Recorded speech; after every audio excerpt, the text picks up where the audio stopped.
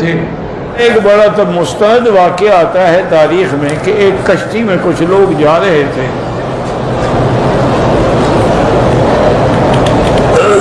تو ایک آواز آئی کسی کی، اس نے کہا کہ بھائی اگر تم 1000 دینار مجھے دے دو تو میں تمہیں ایک ایسا وظیفہ اور عمل بتلاؤں گا جو تمہاری ہر مشکل کو حل کر دے۔ 1000 دینار بڑی قیمت ہوتی ہے۔ سارے بستی کشتی والے خاموش رہے، اس میں ایک سیٹھ بیٹھا ہوا تھا، اس کے پاس پیسے تھے، اس نے آواز نکالا، اس نے کہا جی میں 1000 دینے کے لیے تیار ہوں، آئیں لے لیں۔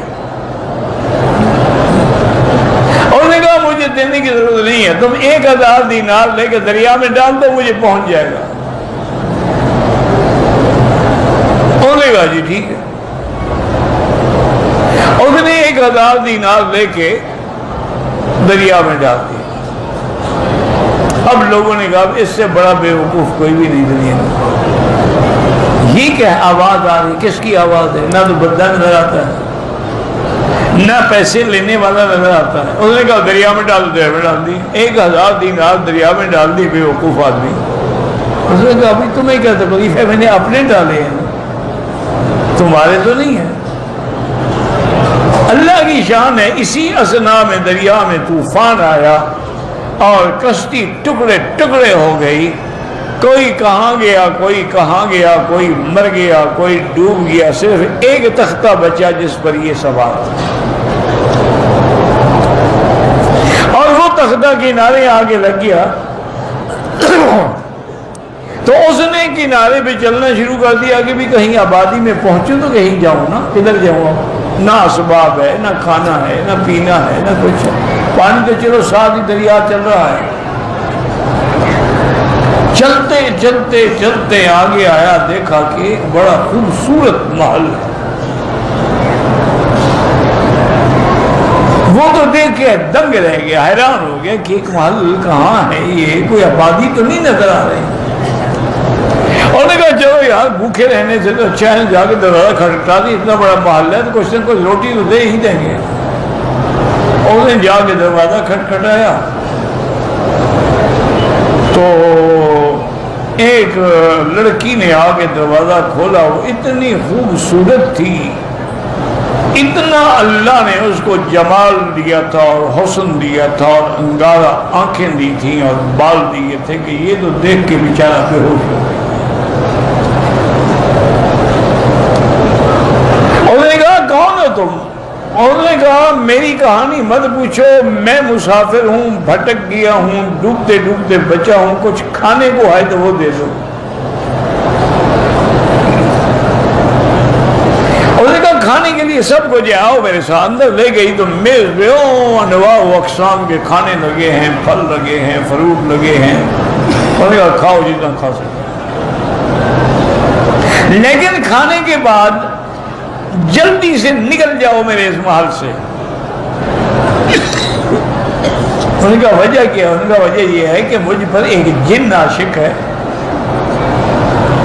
اس نے مجھے قبضے میں رکھا ہوا ہے، اسی نے یہ سارا مال بنایا ہے، وہی یہ ساری نعمتیں لے کے میرے پاس آتا ہے، اور وہ مجھے آ کے اتنا تنگ کرتا ہے۔ اللہ کا شکر ہے کہ میں زنا سے تو بچی ہوئی ہوں، لیکن باقی وہ مجھے نہیں چھوڑتا، تقبیل، بوسہ، یہ وہ، میرے بدن سے کھیلنا، لیکن اللہ نے مجھے زنا سے بچایا ہے کہ میں دھوتی رہتی ہوں، دعا مانگتی رہتی ہوں کہ یا اللہ مجھے زنا سے بچا۔ انسان ہو جن ہو، زنا تو زنا ہے۔ اور اس نے کہا کہ ابھی اس کے آنے کا وقت ہو رہا ہے، وہ بڑا ظالم جن ہے، تمہیں مار ڈالے گا، تم فوراً نکل جاؤ۔ اس نے کہا بی بی بات سنو، اگر میں نے مرنا ہوتا دریا میں نہ ڈوب جاتا۔ اس کا معنی ہے کہ اللہ مجھے مارنا نہیں چاہتے ہیں۔ اچھا، اور اگر جن نے آ کے مجھے مار بھی ڈالا، تمہارا کیا قصور ہے؟ تم آرام سے بیٹھی رہو۔ انہوں نے کہا کہ میں نے بڑا عجیب قسم کا مشروب بنے ہوئے تھے پیا، زندگی میں نے ایسی چیزیں نہیں کھائی تھی، نہیں پی تھی۔ اتنی دیر میں شور اٹھا، گڑگڑاہٹ ہوئی اور جن آ گیا. اس نے دور سے مجھے دیکھا اور اس نے اس لڑکی دیکھا، یہ کون ہے اجنبی ہے جو میرے محل کے اندر آیا ہے؟ اس نے کہا میں جانتی ہوں کون ہے.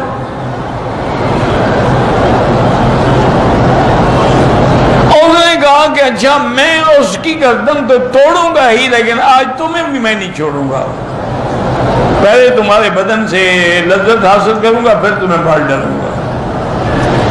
وہ کہتے ہیں وہ بزرگ نے جو دریا میں جب مجھے پیسے ڈالے تھے نا، ایک وظیفہ بتایا تھا کہ وَمَن يَتَّقِ اللَّهَ يَجْعَل لَّهُ مَخْرَجًا وَيَرْزُقْهُ مِنْ حَيْثُ لَا يَحْتَسِبُ وَمَن يَتَوَكَّلْ عَلَى اللَّهِ فَهُوَ حَسْبُهُ إِنَّ اللَّهَ بَالِغُ أَمْرِهِ قَدْ جَعَلَ اللَّهُ لِكُلِّ شَيْءٍ قَدْرًا. کہ جب کوئی مصیبت ہو یہ پڑھا کرو.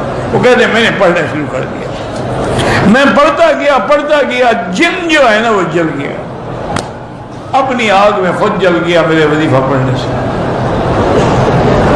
تو اس عورت نے کہا کہ دیکھو تم نے میری جان بچائی. اب یہ جتنا جواہر پڑے ہیں، جو زیورات پڑے ہیں، سب لپیٹو، لوٹ یہاں سے نکل چلو. وہ جن تو چلو مر گیا، اس کا کوئی اور بھائی نکلا ہے. وہ کہتے ہیں جی ہم نے سامان اٹھایا، اس میں ایسے ایسے جواہر تھے، ایسے ایسے موتی تھے کہ میں تو تصور بھی نہیں کر. اس کو لے کے ہم چل پڑے، چلتے دریا کے کنارے کشتی بھی دی. اس کشتی والوں کو لڑکی نے کہا کہ میں فلاں کی بیٹی ہوں. تو کشتی والے ٹھہر گئے، انہیں ادب کے ساتھ میں بٹھایا، دوسرے کنارے پہنچایا. ان کے ماں باپ نے جب دیکھا وہ تو خوشی سے بے ہوش ہو گیا. انہوں نے کہا کہاں کیسے؟ انہوں نے سارا قصہ سنا. انہوں نے کہا بھائی بات سنو، تم ذریعہ بنے ہو ہماری بیٹی کی عزت اور جان بچانے. اور دوسری بات یہ ہے کہ اس تنہائی میں محل ہو، آزادی ہو، تنہائی ہو، جمال ہو، حسن ہو، اور تم نے اس کو ہاتھ بھی نہیں لگایا. یہ دلیل ہے تمہاری عفت کی. ہم اپنی لڑکی کا خوشی سے تمہارے ساتھ نکاح کرتے ہیں. اور نے کہا جی میں نے تو 1000 دینار دیا تھا نا، اللہ نے مجھے کروڑوں دینار دے. اور برکت کیا تھی صرف اسی آیت ہے. پتہ نہیں میں موبائل پہ قرآن دیکھنا، میرا بھائی قرآن دیکھنا تو ہر حال میں جائز ہے. تو بہرحال اگر اصل جو مولانا نے فرمایا ہے نا کہ موبائل پہ نہ پڑھے، اس کی وجہ یہ ہے کہ یہ ایک عالمی سازش کا حصہ لگتا ہے، کیونکہ دشمن ہمارا بڑا چالا. اب اس نے ہر کتاب جو ہے نا جن کو موبائل میں فیڈ ہے، قرآن فیڈ ہے، تفسیر فیڈ، ہر زبان کے قاری لوگ بڑے خوش ہیں جی، گھر میں بیٹھے پڑھ رہے ہیں، سن رہے ہیں. لیکن نتیجہ نعوذ باللہ جب دنیا سے یہ کتابت والا قرآن ختم ہو جائے، اس کو 1 سیکنڈ میں وہ سیٹلائٹ سے ڈیلیٹ کر کے اڑا دیں گے. پھر آپ کیا کریں گے؟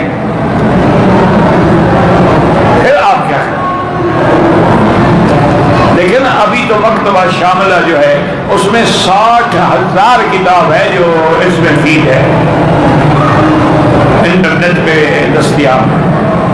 اچھی بات ہے، پوری دنیا میں ایک بات پہنچ رہی. لیکن ساتھ یہ خیال ضرور رکھیں کہ جو اصل ورثہ ہے ہمارا قرآن کا وہ ختم نہ ہو. یہ تو یوں سمجھیں گے مثلا ہم قرآن وہی پڑھیں جو آپ ہمیشہ پڑھتے ہیں. کبھی سفر میں قرآن اٹھانا مشکل ہے، موبائل کھول کے بھی پڑھ لیا، کوئی بات نہیں. لیکن آپ اسی کو عادت بنا کے اور اس قرآن کو ہاتھ ہی نہ لگائیں، پھر تو ناجائز ہے. موبائل میں قرآن شریف فیڈ کرنا جائز ہے. گانے کرتے اس سے تو بہتر ہے نا کہ قرآن پڑھا کرو. موبائل پہ قرآن کی تلاوت بالکل جائز ہے. فلمیں دیکھنا جائز ہے، قرآن کے لیے مسئلہ پوچھتے ہو. کوئی عقل خراب ہو گیا ہے کیا؟ یعنی بری چیز دیکھو تو وہ تو مولوی سے نہیں پوچھتے. قرآن ہے، چاہے وہ کاغذ پہ لکھا ہو، پتھر پہ لکھا ہو. حضور کے زمانے میں قرآن سے کون سی کاغذ تھے، کون سی چھپائی ہوئی تھی؟ کھجور کے ٹکڑوں پہ تھے، لکڑیوں پہ تھے، اس کے بعد یہ پتھروں پہ تھے.